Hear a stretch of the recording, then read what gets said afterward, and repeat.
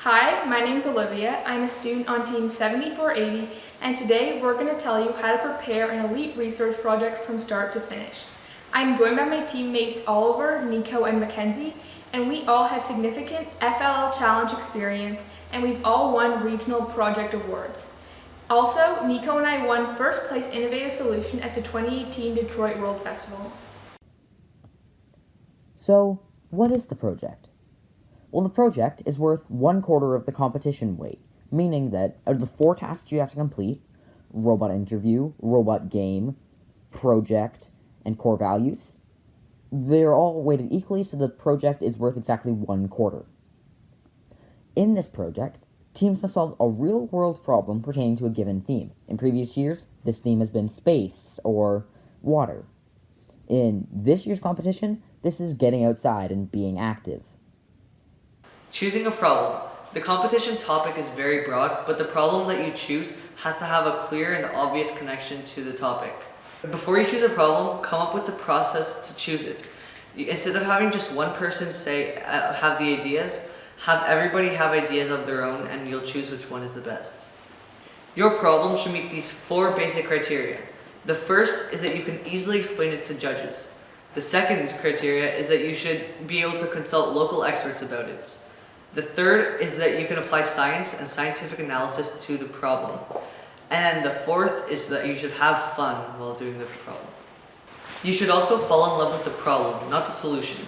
Instead of looking for and focusing so much on the solution to find a problem that can work with it, you should focus more on the problem and learn more about it to find a really good solution for it. Nico mentioned that it's a good idea to choose a problem for which there are local experts available for consultation. Even further than that, I would suggest choosing a problem which your team has personal experience with.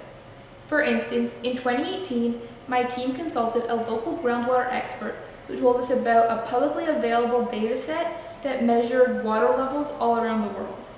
He thought it was really cool and that we could do a really cool project with it.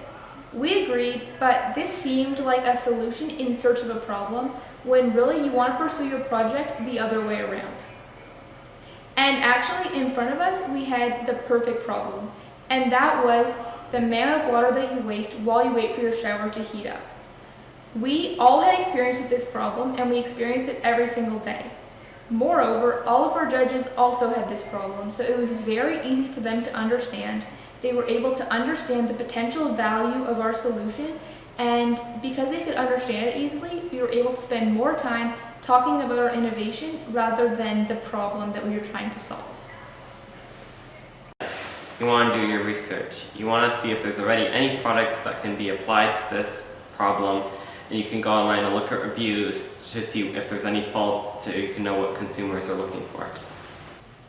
Now that you have a problem, you need to start brainstorming solutions. My favorite way to do this is by using crazy eights. To do crazy eights, you take a piece of paper like this and you fold it into 8 squares. Then you set a timer for 8 minutes. At the top of each minute, you draw an idea or write and describe it in one of the squares. Then you go on to the next square for the next minute. By the end of the 8 minutes, you should have 8 different solutions. This is a great way to come up with a whole bunch of ideas in a very short amount of time. You might be wondering how you're going to solve a problem that's been around for a really long time and that a lot of people have already worked on. The answer is often emerging technology. By applying new technologies, you can use ways that people have not even had the opportunity to consider in the past. Furthermore, to use emerging technology, it's often a good idea to list a bunch of emerging technologies and then look at the intersection of 2 different emerging technologies. For instance, one year my team wanted to come up with a way to perform census of endangered animals. We wanted to use drones, but we looked at other emerging technologies and decided to intersect drones and machine learning to come up with a new solution to the problem.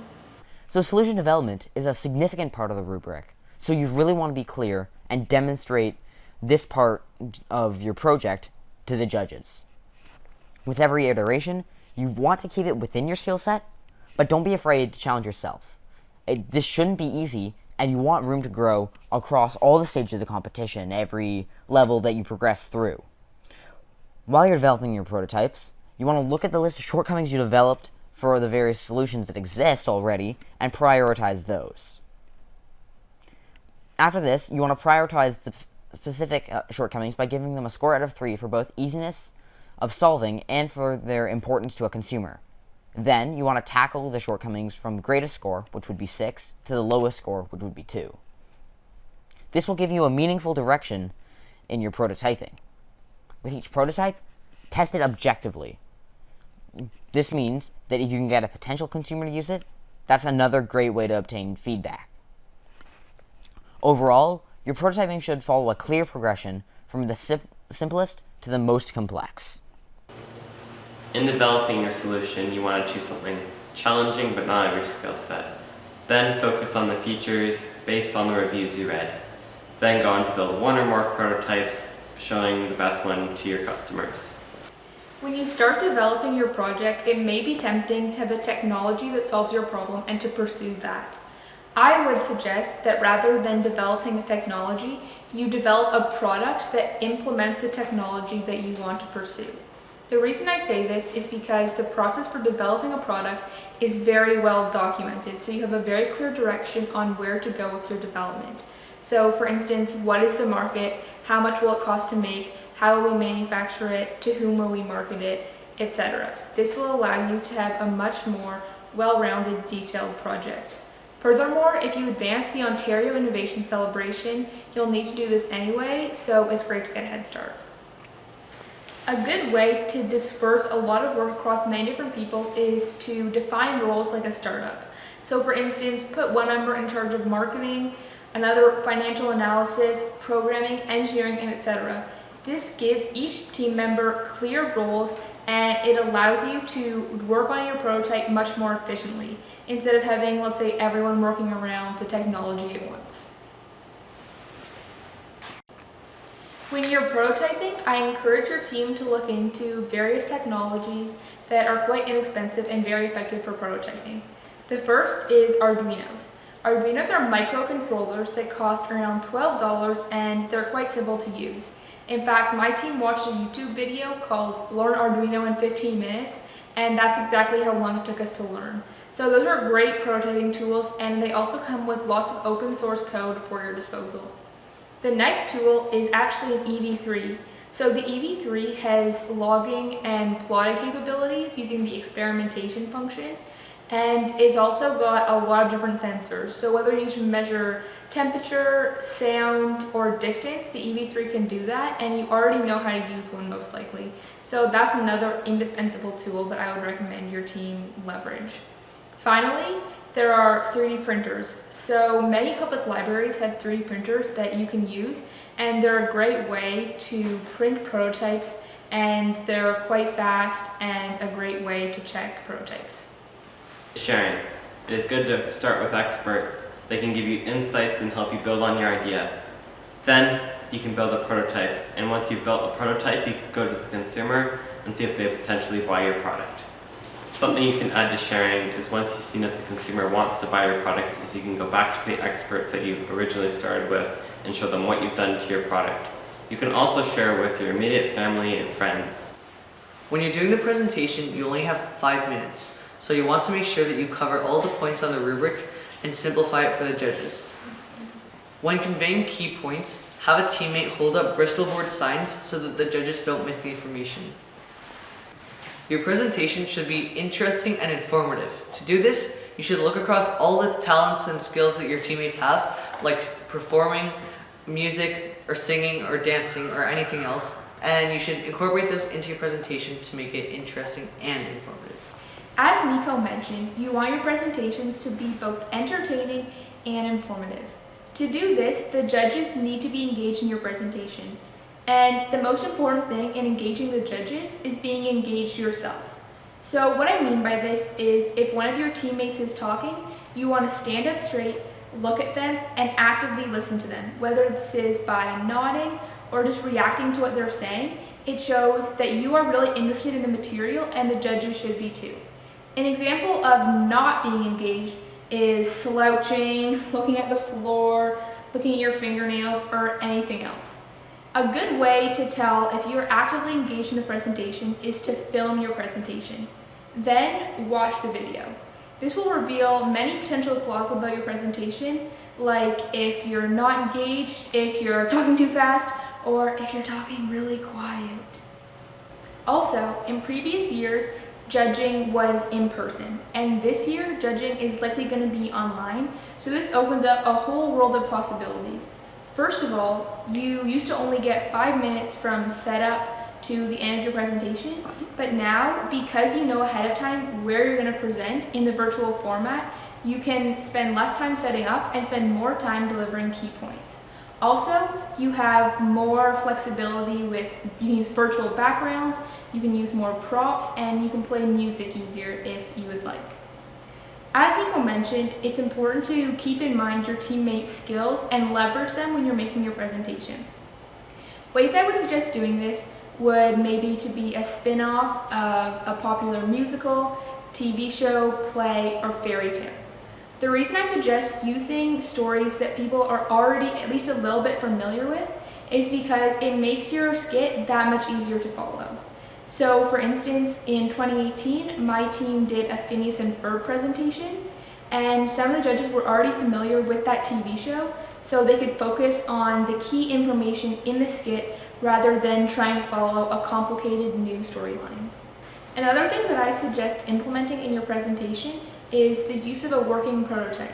Now, not every team might have a working prototype ready, especially for the regional tournament, but if you can make one, it's a very good idea to use it because it takes your idea from theoretical to practical. So it shows that you didn't just think about this, you actually made a prototype that works, and it has real potential to solve the problem you've identified. Also, it's just more engaging to see something right in front of you that works than just talking about an idea. Also, because judging will likely be virtual this year, prototype usage is likely easier.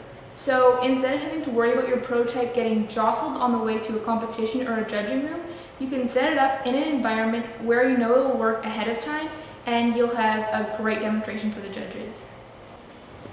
Here's an example of a presentation that incorporates many of the things we just talked about.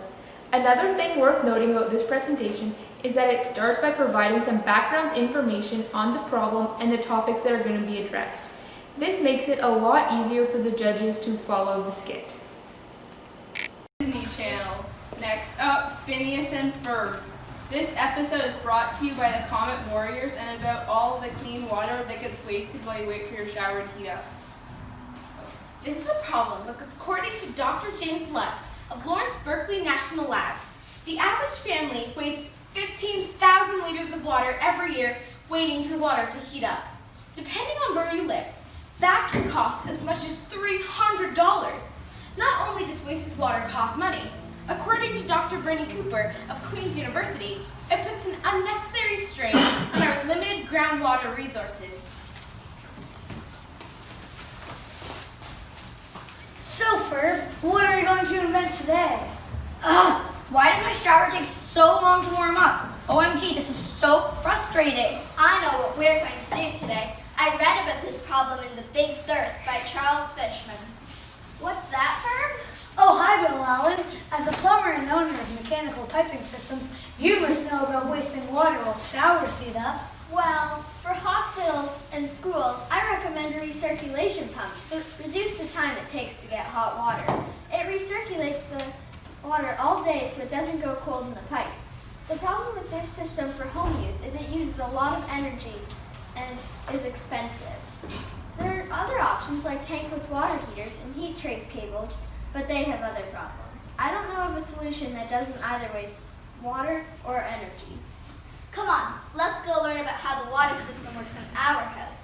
If we measure how much water comes out of the shower before it gets hot, we can calculate how much water is wasted. Then, if we measure how much energy is needed to heat water and how quickly it goes cold in pipes, we can figure out how much energy is used. But how do we know if our numbers are like other people's? Well, we could survey our neighbors to see how they use water. We can also look on internet sites like Amazon.com or magazines like Consumer Reports to find existing solutions and what people think of them. We can also look on the U.S. Patent Office to find ideas that we could build on or adapt. We could also look for emerging trends. We learned at the Innovation Celebration that great ideas often come from the intersection of emerging technologies. Let's go! Meanwhile, at Evil Incorporated. The average family in the tri-state area wastes 15,000 liters of water a year just waiting for their showers to heat up. That's a lot of clean water being wasted. That's why I created the Beachinator. Let me show you my evil scheme. If I capture this wasted water and dump it in the lake, then my property, 2 blocks away from the water, will become beachfront property. back at Phineas and Ferb's house.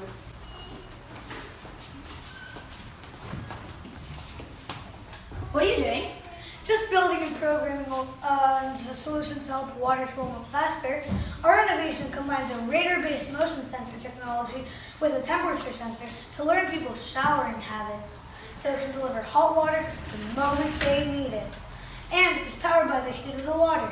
First, we had to figure out when people take showers. To do this, we put a radar sensor under the bathroom sink to detect when someone walked in. Then, we put a temperature sensor on the hot water pipe to measure when hot water was being used. Are you saying you are able to figure out when people shower using this data? That's right, Candace. The sensors learn your showering schedule and recirculate hot water only when needed. This innovation would only cost about $250. We spoke with James Vincent, owner of Q-Kits Electronics, who gave us some ideas on how to get it manufactured and how to lower the cost. Depending on where the user lives, it could pay for itself in as little as 1 year. We actually built a prototype and tried it. Oh, you're so busted. I'm telling Mom. Mom, Phineas and Ferb made a smart water recirculation pump, and they've already contacted 4 groups that could benefit. Really? Are you telling me that they invented something today and turned 2 property managers, a plumber, Innovate Kingston, 3 elementary school classes, and Kingston this week? Candace. Meanwhile, back at Evil Incorporated. My plan is not working! Why is there no more water being wasted? Curse you, smart water recirculation units! If you're looking for great examples of project presentations, I recommend checking out the FLL team Control Z from here in Ontario.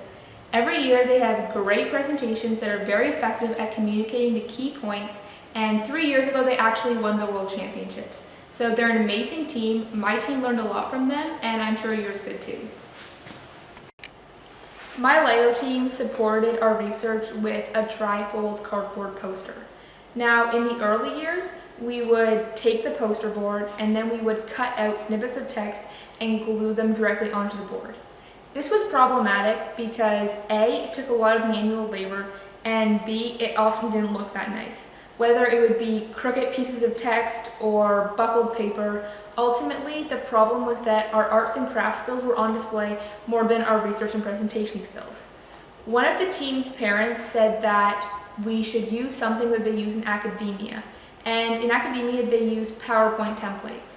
So PowerPoint actually has a template that is made specifically for tri-fold presentation posters, and it can be printed for roughly the same price as the materials required for the gluing method. Also, in the times of social distancing, it's especially desirable as you can share the PowerPoint file with many different teammates and you can all work on it from a distance. Here's the research poster that my team made in 2018 using PowerPoint. First, we have a title with sponsor and team logos. Then, we have subtitles corresponding to the headings on the rubric. For instance, solution development, innovation, sharing, sources, and more. In case you haven't noticed, the rubric is very important, so it's worth using it as a guide for almost everything you do, including the research poster. You can also see that, whenever possible, we favored images to text. Rather than listing names, we put images of our sources so that judges can quickly glance at our board and know right away that we consulted a lot of sources.